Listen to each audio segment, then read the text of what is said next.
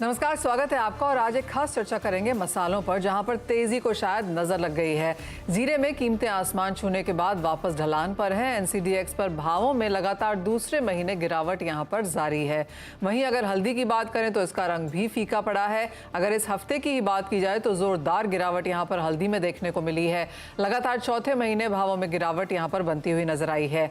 तीसरा मसाला यानी कि धनिया की बात करें तो भावों में रिकवरी दिखी है, लेकिन क्या धनिया निवेशकों का पोर्टफोलियो चमका पाएगा जिस तरह से बाकी मसालों ने किया, या फिर यहाँ पर भी कुछ वॉच करना चाहिए, कॉशियस तरीके से कारोबार करना चाहिए? इन सब पर बात करेंगे। साथ ही बात करेंगे यहाँ पर गिरावट के कारणों की, इन स्तरों पर कैसे अपने इसको एक्यूमुलेशन में डालें, फंडामेंटल्स क्या हैं, बुआई की कैसी तस्वीर है। इन सब पर चर्चा करने के लिए हमारे साथ जुड़े हैं अमर अग्रवाल फूड के प्रोप्राइटर अंकित अग्रवाल, मनोहर सारदा फूड्स के डायरेक्टर हार्दिक सारदा, साथ ही जोड़ेंगे अपने साथ मीट ट्रेडर्स के एक्सपोर्टर एंड इम्पोर्टर ओनर किशोर शाह को, और गोकुल एंटरप्राइजेस के प्रोप्राइटर सत्यनारायण गुप्ता भी जुड़ेंगे हमारे साथ। आप सभी का कार्यक्रम में स्वागत है। और शुरुआत यहाँ पर एक्चुअली हम जीरे के साथ ही कर लेते हैं, क्योंकि अच्छी खासी मुनाफा वसूली यहाँ पर नजर आई है। गिरावट के बाद यहाँ पर कारोबार बनता हुआ नजर आया है, और बाजार को ये लगता है कि जब तक बुआई के आंकड़े यहाँ पर क्लियर नहीं हो जाते, भाव काफी हद तक इन 40,000 के स्तरों के आसपास बनते हुए रह सकते हैं। किशोर जी, कैसे देखते हैं आप करंट प्राइसेस को, और अब यहाँ से किस तरह की बुआई का रुझान है और किस तरह की बाजार में अवेलेबिलिटी है? नमस्कार मनीषा जी, सबसे पहले तो आपको और आपके सीनियर पूरे परिवार को दीपावली और आने वाले नए साल की हार्दिक शुभकामनाएं। विक्रम संवत 2080 आने वाले साल में सभी व्यापारियों को सुखद रहे, मैं आशा व्यक्त करता हूं जी। अच्छा, अब देखो जीरा, आज तो मंडी बंद है, कल मंडी ओपन वाली है, मुहूर्त ट्रेडिंग कल से चालू होगा जीरे का जी। लेकिन बंद दीपावली से लगा कि ये 6 दिन जो बंद मार्केट के अंदर ही मतलब वायदा काफी टूट गया। इसके हिसाब से लगता नहीं है कि जीरा आने और कल भी मतलब अच्छा खुलेगा। मेन इसका कारण यही है कि बाजार इतने ऊपर भाव में ट्रेड कर रहा था और अभी बाजार गिर रहा है। बुआई अभी चालू है, बुआई इतनी हुई नहीं है। गुजरात के आंकड़े कल तक आए, वो थोड़े चौंकाने वाले हैं। अभी तक जो आंकड़े हुए हैं वो लगभग 6,600 हेक्टेयर में बुआई हुई है, जो कि इसी समय पीरियड के अंदर लास्ट ईयर से 83% लेस है अभी। लेकिन दूसरा ये भी कारण है मैडम कि जो गर्मी है वो कंटिन्यू बनी रही, और दीपावली के अभी मतलब 4-5 दिन के अंदर मौसम थोड़ा सुहावना बना है और ठंडी चालू हुई है। तो आने वाले दिनों में इसकी स्पीड बढ़ेगी और थोड़ी बुढ़ाई मतलब बिजाई भी रिकवर होगी, और बिजाई अच्छी होने वाली है, क्योंकि भाव भी बहुत अच्छे मिले किसानों को, व्यापारियों को, फार्मर सबको ही। और गुजरात, राजस्थान के अंदर भी बिजाई अच्छी हुई है, वहाँ आंकड़े थोड़े अच्छे आए हैं। लेकिन मेन दिक्कत यही है कि बाजार क्यों गिर रहा है। बाजार इसलिए गिर रहा है कि भाव बहुत ऊंचे थे, माल एक्सपोर्ट हुआ नहीं। 2 महीने से आपको बता ही रहे थे कि एक्सपोर्ट की कमी है, और डिमांड जितनी चाहिए थी उतनी डिमांड आई नहीं एक्सपोर्ट की, इसके सबसे बाजार गिरे। और आने वाले समय के अंदर अभी जिस तरह से स्टॉक पड़ा है, यदि एक्सपोर्ट की डिमांड नहीं बढ़ती है तो बाजार और थोड़ा बड़ा गिर सकता है। नहीं तो यहाँ मतलब बाजार एक रेंज बाउंड के अंदर ही दायरे में काम करेगा। मेन जो तेजी मंदी आगे रहेगी वो रहेगी सीडिंग की और आने वाले क्रॉप की। इसमें किशोर जी, जैसा हम चार्ट यहाँ पर ऑन एयर दिखा भी रहे हैं, सितंबर में यहाँ पर तेजी थी, अक्टूबर में करीब 30% की गिरावट, नवंबर में भी गिरावट के साथ ही यहाँ पर कारोबार है। क्या यहाँ पर भाव ठहरते हुए नजर आएंगे? क्योंकि बाजार को ये भी डर था कि जो आगे वाले महीने खुल रहे हैं वहाँ पे जो बात की जा रही है, जो भाव बिड किए जा रहे हैं वो 40 के भी नीचे के थे, लेकिन 40 के ऊपर अब भाव यहाँ पर स्थिर होते हुए नजर आए हैं। आपको लगता है एक बॉटम एटलीस्ट यहाँ पर बन चुका है? नहीं, बॉटम तो ऐसा नहीं बोल सकते, क्योंकि जब तक सीडिंग के इसमें जीरा इस मोमेंट पे खड़ा है कि ले या बेचे, किसी को समझ के बाहर हो गया है। जैसे ये आंकड़े में अभी जो मार्केट जो करेगा आगे रिएक्ट, वो करेगा सीडिंग के ऊपर। यदि सीडिंग अच्छी हो जाती है तो नो डाउट बाजार 400 के अंदर भी चला जाएगा, और वहां से 350 को भी एक बार आंकड़े दिख देंगे आपको मतलब भाव। लेकिन यदि ये आंकड़े यदि थोड़ा बहुत मतलब ज्यादा जो समझ रहे कि डबल बिजाई होगी, और यदि बिजाई 20-25% भी बढ़ती है तो एक बार ये बाजार 400 पे रुक जाएगा, और आगे बढ़ के 450-60 के ऊपर तेजी इसके ऊपर लगती नहीं है। इसे रेंज मतलब रेंज बाउंड के अंदर मतलब ट्रेड करेगा, ज्यादा मंदी भी नहीं होगी, ज्यादा तेजी भी नहीं होगी। हाँ, इसमें क्या हुआ कि करीबन 2-3 महीने से चाइना जो वहाँ रुका हुआ, चाइना का माल इंपोर्ट हो चुका है। अब एक बड़ी डिमांड तो चाइना और आगे है, रमजान की डिमांड आएगी, वो गल्फ की आएगी।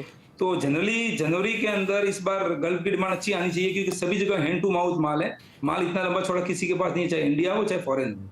और नया जीरा फॉरेन के अंदर भी जुलाई के पहले आना नहीं है। जब तक जुलाई तक तो इंडिया का जीरा ही जाना है मैडम, चाहे कोई भी कंट्री हो। इसलिए एक डिमांड तो इंडिया में बनेगी और अच्छी डिमांड आएगी। और 15 दिसंबर से लगा के मेरे को 15 फरवरी के बीच में वहाँ एक डिमांड बनती दिखेगी, और वहाँ बाजार कोई भी बन सकता है, थोड़ा बहुत ऊंचा ला सकता है वहाँ पे।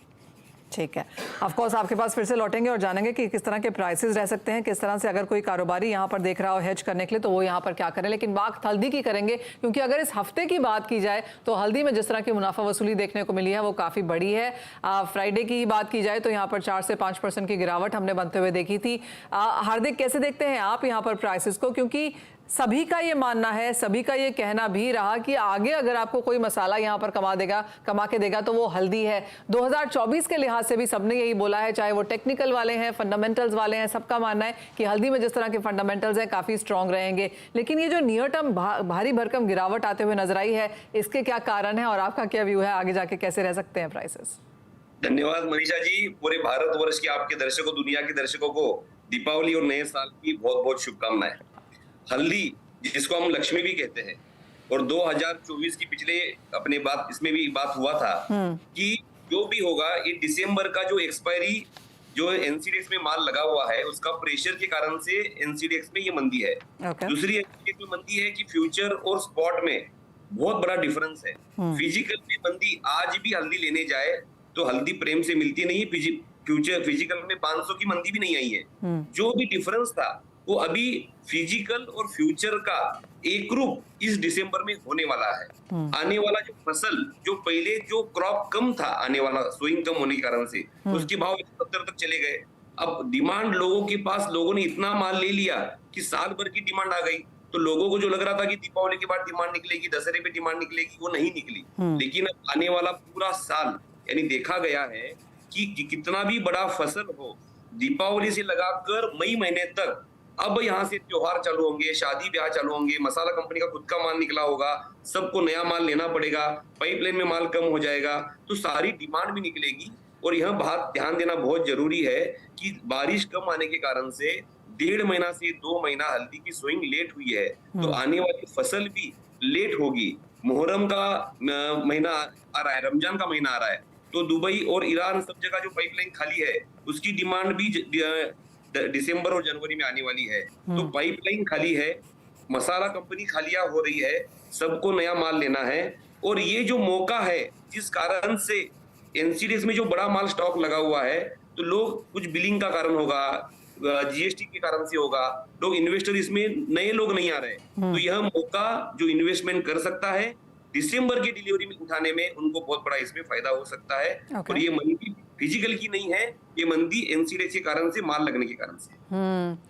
अंकित, आप कैसे देखते हैं हल्दी के प्राइसेस को, क्योंकि जो चीज़ें यहाँ पर हार्दिक जी ने गिनाई हैं, चाहे वो स्टॉक को लेकर है, मैन्युफैक्चरिंग की डिमांड को लेकर है, रमज़ान है, बुराई में दिवाली है, इन सब के फैक्टर से लगता है कि सपोर्ट रहना चाहिए था प्राइसेस में, लेकिन बहुत ज़ोरदार गिरावट यहाँ पर देखने को मिली है। डीमैट पे ज़्यादा सामान है, जैसे हार्दिक जी ने भी कहा।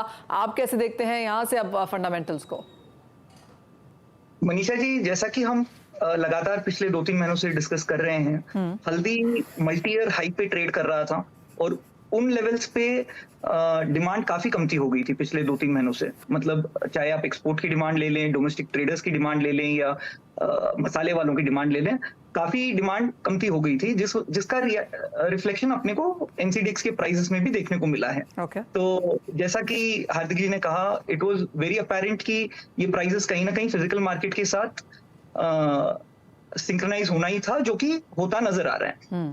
अब तो मेरे को लगता है कि ट्रेडर्स हो या इन्वेस्टर्स हो, उनको 2 व्यू रखने पड़ेंगे।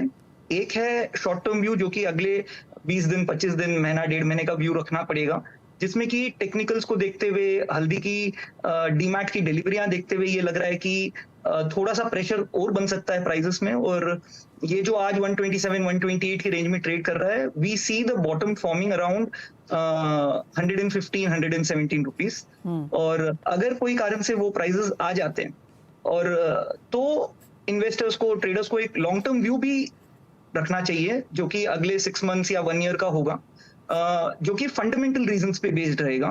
फंडामेंटली अगर हम बात करें मनीषा जी, तो ये अभी काफी श्योर हो चुका है कि हल्दी की बुआई जो है वो 20 से 25% कमती हुई है पैन इंडिया। और आने वाला क्रॉप कमती बारिश की वजह से ले लो या कमती सोइंग की वजह से ले लो, सुपर एल नीनो के भी कुछ रिपोर्ट्स आ रहे हैं अमेरिका से। तो इन सब चीजों को मद्देनजर रखते हुए ये लगता है कि आने वाला जो क्रॉप है वो इट शुड बी अराउंड 70-75%। तो लॉन्ग टर्म व्यू के हिसाब से हल्दी इज स्टिल गुड, और जो भी बॉटम बने, चाहे वो 115 का बने, चाहे वो 120 का बने, I think the bottom should be around these levels. But जो भी बॉटम बने, I think it would be an attractive opportunity for the traders as well as the investors and speculators. सभी के लिए एक अट्रैक्टिव अपॉर्चुनिटी रहेगी to make long positions, keeping in view the next 6 to 8 months. Okay, of course मसाले वालों को बहुत बड़ी उठापटक की अब आदत यहाँ पर बनती हुई नजर आ रही है, क्योंकि जिस तरह के मूव्स हमने यहाँ पर आते हुए देखे हैं, जिस तरह का इंटरेस्ट यहाँ पर इस ट्रेड में रहा है और जिस तरह की हेडलाइंस यहाँ से बनती हुई नजर आई हैं, उसमें हल्दी और जीरा ही नहीं, काफी हद तक धनिये में भी उसी तरह की उठापटक देखने को मिली है. सत्यनारायण गुप्ता जी, आपको यहाँ पर अब चर्चा में शामिल करना चाहेंगे. धनिये में अब आप किस तरह के पॉइंट्स बनता हुआ देखते हैं? काफी लोगों ने यहाँ पर खरीदारी के कॉल्स दिए हैं और हमने भाव ऊपर जाते हुए देखे भी, लेकिन टिकते हुए नजर नहीं आए. नमस्ते मनीषा मैडम. नमस्ते मनीषा मैडम. जी नमस्कार. धनिये में अभी धनिये में इस साल वैसे स्टार्टिंग में बहुत नीचे के लेवल से मार्केट खुला था, और जीरा और अदर कमोडिटीज वालों के इन्वेस्टर्स ने बहुत अच्छा, सबसे नॉमिनल रेंज का मसाला स्पाइसेस था जी, तो बहुत अच्छा स्टॉक, और एक्सपोर्ट का सपोर्ट भी बहुत अच्छा मिलने से जुलाई अगस्त में अच्छे बाजार थे, तो फ्यूचर बहुत अच्छा दिख रहा था. और इस साल फसल के टाइम पर मौसम का बरसात वगैरह की वजह से नुकसान होने और माल काला होने की वजह से काफी नीचे लेवल पे भाव खुले थे, तो लोगों को एक सबसे सस्ती कमोडिटी दिख रही थी. उस हिसाब से कंटिन्यू अच्छा स्टॉक भी हुआ इसका. वैसे फसल बहुत अच्छी थी गए साल में, लेकिन इसका फ्यूचर बहुत अच्छा दिख रहा था, क्योंकि सबको एक्सपेक्टेशन था कि इस भाव में नेक्स्ट ईयर में क्रॉप नेचुरल कम होगी, और जैसा भी बुआई का सीजन स्टार्ट हुआ है तो बहुत लो लेवल की सीटिंग का रुझान आ रहा है. अभी स्टार्टिंग में वैसे डिले भी हो रही है, क्लाइमेट सपोर्ट नहीं कर, तो उसको देखते इसका फ्यूचर बहुत अच्छा लग रहा है. अभी नेक्स्ट फ्यूचर में और अच्छा चांसेस, अभी नेक्स्ट वीक में भी 500 से 700 रुपए का इंक्रीमेंट मिला है इसको, तो नेक्स्ट फ्यूचर बहुत अच्छा आ रहा है. एब्सोल्युटली. अगर अक्टूबर का महीना देखा जाए तो 5 से 6% की तेजी थी. नवंबर में अब तक की बात की जाए तो ये उठापटक के बावजूद भी 5 से 6% की तेजी यहाँ पर है. लेकिन जैसे आपने कहा सत्यनारायण जी की ऑफकोर्स जून में 58 के भाव थे, अब यहाँ पर 72 है, तो धीरे धीरे ही सही, जीरे या हल्दी की तरह बहुत बड़ी मूवमेंट ना देते हुए हमने एक रेगुलर तेजी तो यहाँ पर बरकरार देखी है. अब 72 के लेवल्स पे जैसे आप कह रहे हैं कि बुआई शायद थोड़ा सा प्रेशर यहाँ रह सकता है, कैरी ओवर स्टॉक यहाँ पर थोड़ा सा ठीक ठाक है. आगे जाके मांग कैसी है, एक्सपोर्ट के नंबर्स कैसे हैं? कैरी ओवर स्टॉक भी बहुत अच्छा है, लेकिन सीडिंग का रिपोर्ट अभी तक जो आ रहा है उस हिसाब से तो मुश्किल से 40 से 50% सीडिंग हो पाएगा इसका. अच्छा. क्योंकि वाटर शॉर्टेज, पानी का शॉर्टेज भी गुजरात एमपी दोनों जगह आ रहा है, और पिछले साल किसानों को फसल में इसका दाम नहीं मिलने से रेट बहुत कम मिला है, तो किसानों का इंटरेस्ट बिल्कुल कम है. तो हिसाब से नेक्स्ट फ्यूचर बहुत अच्छा दिख रहा है. जीरा और हल्दी जैसा तो नहीं कह सकते, लेकिन ओवरऑल में अच्छा है. जो 6000 का रेंज आता है, कभी भी 11000 से 12000 का रेंज एक बार धनिया में दिखता है अप्रैल के मार्केट का. 10,000 क्रॉस करेगा ये. उसके बाद अगर सिचुएशन बुआई का रिपोर्ट एक्चुअल में इसका दिसंबर एंड में एक्चुअल पोजीशन आएगा, और जो रुझान आ रहा है किसानों की तरफ से बुआई का, अगर उतनी कम रहती है तो नेचुरल इसके बाद 10,000 11,000 इजीली क्रॉस कर जाएंगे दिसंबर के बाद. चलिए, तो एक बात तो काफी क्लियर है कि कोई भी मसाला आप उठा के देख लीजिए, माना यही जा रहा है कि अपने बॉटम के आसपास है, और नहीं भी अगर है तो खरीदारी के मौके यहाँ पर आपको ढूंढने चाहिए, क्योंकि आने वाले 4-6 महीने में और तेजी यहाँ पर देखने को मिल सकती है. लेकिन अपने एक्सपर्ट से ये जानने की कोशिश करेंगे इस छोटे से ब्रेक के बाद कि नियर टर्म यानी कि दिसंबर जनवरी तक भाव कैसे रह सकते हैं, और फिर आगे जाकर जब यहाँ पर आवक आनी शुरू हो जाएगी, ऑफकोर्स वो बुआई के बाद क्लियर होता हुआ नजर आएगा कि कैसी फसल है और आगे कैसी आवक आएगी. लेकिन एक समझने की कोशिश करेंगे कि नियर टर्म लॉन्गर टर्म अगर स्ट्रैटेजी बनानी हो, बाजार समझना हो, तो वो क्या रह सकता है. लेकिन इस ब्रेक के बाद है आपका, और हम यहाँ पर बात कर रहे हैं मसालों की, जहाँ पर बहुत अच्छी खासी उठापटक इस महीने में और इस हफ्ते में भी देखने को मिली है. बात हम यहाँ पर बुआई की, एक्सपोर्ट्स की, डोमेस्टिक मार्केट्स की, कैरी फॉरवर्ड में क्या लगता है, स्पॉट और फ्यूचर्स का क्या तालमेल है, इन सब पर तो कर ही चुके हैं. लेकिन अगर आप यहाँ पर कुछ काम करना चाहते हैं, ट्रेड, इन्वेस्टमेंट या हेज, तो near term, slightly longer term में क्या एक्सपेक्ट करना चाहिए, वो अपने एक्सपर्ट से जानने की कोशिश करेंगे. अंकित, आपसे ही पहले बात करेंगे, क्योंकि हल्दी इस हफ्ते का फ्लेवर रहा है. एक नियर टर्म और एक स्लाइटली लॉन्गर टर्म अगर आप एक प्राइस व्यू बना रहे हैं तो वो क्या है? मनीषा जी, जैसा कि मैंने कहा, नियर टर्म में ऐसा लगता है कि टेक्निकल्स को देखते हुए, जो नियर टर्म डिमांड है उसको देखते हुए ऐसा लगता है कि अगला महीना, 1.5 महीना थोड़ा सा वीकर टोन भी रह सकता है, थोड़ा सा बैरिश टोन रह सकता है हल्दी में.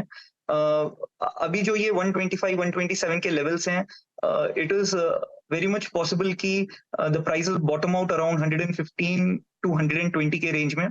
तो that is the strategy near term और शॉर्टर टर्म में अपने को ट्रेड करनी चाहिए। But looking at the fundamentals, ऐसा लगता है कि इन द लॉन्गर टर्म, अगले अगर मैं 6-8 महीने की बात करूं तो हल्दी का जो क्रॉप है वो कुछ कमती आएगा, और उसको देखते हुए और again we are forecasting good demand in the months of January and February because of Ramzan. We should see good demand coming from Middle East Asia, African nations. तो अगर मैं थोड़ा सा स्लाइटली लॉन्ग टर्म की बात करूं तो ऐसा लगता है कि हमें थोड़ा सा बुलिश रहना चाहिए। जो अपॉर्चुनिटी आएगी दिसंबर में 115-120 के आसपास, any long term investor should look to accumulate good quality turmeric at these levels in December, अगर 6-8 महीने का व्यू हो तो। ओके, और उस 6-8 महीने में फिर भाव कहाँ जाता हुआ देखते हैं अंकित? मनीषा जी, अगर ये जो प्राइसेस अभी बने हैं 120-125 के, these prices are actually very attractive to the farmers. We have interacted with quite a few farmers in Tamil Nadu as well as Maharashtra. तो ऐसा there is a huge possibility कि another 5 to 10%, हम जो ये assume कर रहे हैं कि 20-25% shortage आएगा crop में, there is a huge possibility कि another 5-7-10% goes for excess seeding, जो कि 2025 में हमको crop मिलेगा। तो if at all the prices sustain above 120, तो ये जो 5-7% जो एक्स्ट्रा सीडिंग के लिए जाएगा, this can make a huge impact, and I think we should be able to see the price range of 150, 160, 170 again sometime during the first half of the next year in fact. हार्दिक, आप कैसे देखते हैं? और जैसे अंकित हमें कह रहे हैं 1 महीने में 115-120, लेकिन 6-8 महीने में 150-170 तक के भी लेवल्स यहाँ पर देखने को मिल सकते हैं। आप कैसे देखते हैं बाजार, और आपका प्राइस व्यू क्या है? मैडम, साल की खपत हल्दी की देखी जाए तो लगभग 50 किलो की बोरी अगर पकड़ते हैं तो 1 करोड़ से 1 करोड़ 10 लाख बोरी की खपत होती है इंडिया के अंदर, जिसमें इस साल कर्क्यूमिन वाले के पास पिछले साल का माल पड़ा हुआ था, तो वो लोगों ने इस साल माल लिया भी नहीं है, और एक्सपोर्ट में भी काफी माल पड़ा हुआ था, तो ये पिछले 3 महीने डिमांड में गए नहीं है। तो अब आने वाले साल पूरी पाइपलाइन खाली रहेगी, कर्क्यूमिन वाले खाली है, एक्सपोर्टर सारे खाली है, और जो अभी जो माल स्टॉक पड़ा हुआ है वो ऐसे लोगों के पास माल पड़ा हुआ है कि जो मजबूत स्टॉकिस्ट है और कम भाव का माल है। कभी भी तेजी मंदी में क्या होता है कि कम भाव का माल हो तो मजबूत हाथों में चला जाता है। दूसरी बात यह है कि आने वाली फसल 1.5-2 महीना लेट है, तो जब डिमांड का जो पीरियड है फरवरी, मार्च, अप्रैल, मई, जून, वहां डिमांड में 70% जो डिमांड हल्दी की आती है वो वहीं पे आती है, बाकी 30-35% पूरे साल में हल्दी बिकती है। तो इसमें क्या होने वाला है गैप कि हल्दी का जो सप्लाई लेट होने वाला है और डिमांड तुरंत रहने वाली है। तो हल्दी कभी भी कोई भी मसालों का भाव ऊपर का भाव तय नहीं कर सकते, कोई भी कमोडिटी का नीचे का भाव आप तय कर सकते कि बॉटम ये होगा, हल्दी 50 रुपया होगी, 60 रुपया होगी। लेकिन मसालों में जब 1 महीने में 70 रुपए की हल्दी 170 हो चुकी है, जीरा जब 200 रुपए का 600 रुपया हो गया, तो हल्दी जो है आने वाला साल 1 करोड़ बोरी का डिमांड और सप्लाई टोटल 80 लाख बोरी, 20 लाख बोरी अगर शॉर्ट पड़ता है आज के सप्लाई के हिसाब से, अगर दिसंबर तक बारिश नहीं गिरती है कोई कारण से, और जो यील्ड आने वाला है वो 5-10% अगर कोई कारण से कम आ गया, तो जो टोटल 60 लाख का आज हम क्रॉप पकड़ रहे हैं और 25 लाख का कैरी फॉरवर्ड पकड़ते, ठीक है। अगर इसमें यील्ड 10% कम हो गया और 50-55 लाख का क्रॉप आ गया और 25 लाख का सप्लाई और डिमांड 1 करोड़ बोरी की, तो व्यापारी सभी समझदार है ये शॉर्टेज की फसल होने वाली है। तो शॉर्टेज का कभी ऊपर का भाव पकड़ा नहीं जाता, शॉर्टेज में माल लेने जाए तभी मालूम पड़ता है कि माल की वैल्यू क्या है। ऑलराइट, यानी कि अच्छी खासी तेजी यहाँ पर हल्दी में डेफिनेटली है, और जो कहा जा रहा है कि हल्दी इस बार का सोना बन सकती है, लक्ष्मी है जैसे कह रहे हैं, तो यहाँ पर तेजी बरकरार रह सकती है। किशोर जी, आपसे भी जानना चाहेंगे, near term slightly longer term fundamentals तो हम बात कर ही चुके हैं, लेकिन प्राइस व्यू अब क्या है? जीरे में अभी प्राइस करना बहुत मुश्किल है, जब तक सीडिंग का आंकड़ा नहीं आया तब तक कहना मुश्किल, क्योंकि भाव इन भाव पे खड़े हैं जीरा, यहाँ से मंदी करना भी मुश्किल है, यहाँ से तेजी करना भी मुश्किल है। इसलिए क्या 15 दिसंबर तक अपन सीडिंग का आंकड़ा आने दो, उसके बाद ही भाव अपन बोल सकते हैं। अभी तो मैं इतने छोटे जो भी ट्रेडर, छोटे मोटे ट्रेडर, जीरे से भी दूर रहना चाहिए। स्पाइस के अंदर अभी जो अच्छा जो आने वाला साल है वो धनिया और हल्दी है, मैं भी मानता हूँ उसको। चलिए, ओके, जीरे से दूर रहना चाहिए। ऑलराइट, तो हल्दी का तो हम व्यू ले ही चुके हैं। सत्यनारायण जी, अब यहाँ पर धनिया में क्या लगता है, क्या भाव देखेंगे आप? धनिया मैडम दिसंबर तक का 9,000 से 9,200 रुपए तक का एक बार आइडिया लगता है। जब तक बुआई का आंकड़ा भी पूरा क्लियर हो जाएगा 15 दिसंबर के आसपास, बुआई मुश्किल से 45 से 50% आने की उम्मीद है। सो इनका जो ट्रेंड तो उस हिसाब से नेक्स्ट फ्यूचर धनिया का बहुत अच्छा रहने की उम्मीद है, कोई दिक्कत नहीं है। तो एक बार 9,000 से 9,200 रुपए तक का लेवल इसका दिसंबर तक दिखता है। इसके बाद आगे की सिचुएशन पे और डिपेंड करेगा। वैसे कैरी ऑन स्टॉक अच्छा है, लेकिन वो इतने मजबूत फाइनेंशियल इन्वेस्टरों के पास है कि वो जल्दी से कम रेट में सेलिंग के इंटरेस्टेड नहीं है। उन लोगों ने सबने लॉन्ग टर्म के हिसाब से इन्वेस्ट किया हुआ है। जी हाँ, जिस तरह से पिछले 1 साल में हमने मसालों को मूव करता हुआ देखा है, काफ़ी मजबूत हाथ और काफ़ी सारा पैसा हमने यहाँ पर लगता हुआ देखा भी है, और वो प्राइस मूवमेंट में और वॉल्यूम्स में, ओपन इंटरेस्ट में देखने को मिला भी है। लेकिन आपकी एक बात यहाँ पर समझ में आती है, जैसे किशोर जी कह रहे हैं, जीरा हो चुका है, इसका काम थोड़ा दूर ही रहे, और आगे का अगर आपको काम करके चलना है तो यहाँ पर हल्दी और धनिया बेहतरीन ऑप्शंस मसाले के लिए रह सकती हैं। बहुत शुक्रिया आप सभी का हमारे साथ जुड़ने के लिए। सत्यनारायण जी, किशोर जी, अंकित, हार्दिक, आप सभी का बहुत बहुत शुक्रिया हमारे साथ जुड़ने और इन सभी चीज़ों पर इतना डिटेल से बात भी करने के लिए। बता दें कि मनी कंट्रोल पर दिए गए विचार एक्सपर्ट्स के अपने निजी विचार होते हैं। वेबसाइट या मैनेजमेंट इसके लिए उत्तरदायी नहीं है। यूजर्स को मनी कंट्रोल की सलाह है कि कोई भी निवेश निर्णय लेने से पहले सर्टिफाइड एक्सपर्ट की सलाह लें।